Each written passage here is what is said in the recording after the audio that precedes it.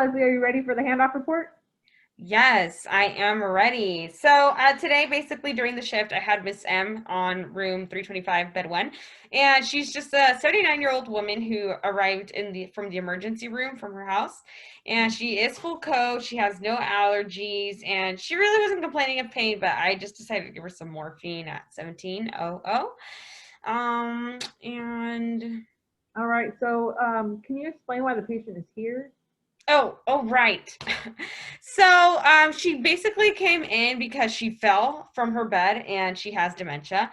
And as of right now, her skin looks intact and she's on a 0.9% normal saline that's running on her right forearm via a number 22 gauge IV. And so I guess just the plan of care would be to manage her pain and see if surgery really is a possibility for her in the morning. But the surgeon hasn't really confirmed anything yet. So I All don't know if right. you have any questions. Yeah, so why would this patient possibly be needing surgery? Oh, right.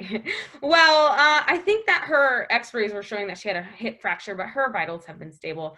But, due to that possibility of having that surgery, I would just recommend possibly notifying the family when if the patient's having that surgery. Sounds great. Thank you very much, Leslie. Okay. All right, so the patient had been scheduled for surgery, but being that the NPO diet order had not been specified, the surgery had to be delayed.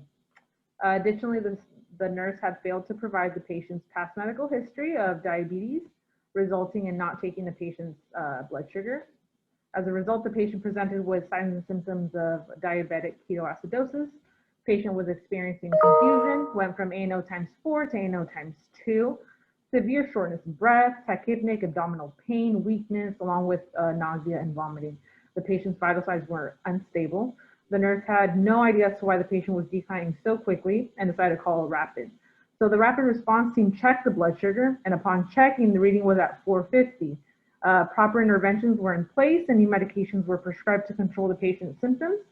The patient had hip surgery postponed for the next day. Vital signs were stable and the patient was kept NPO.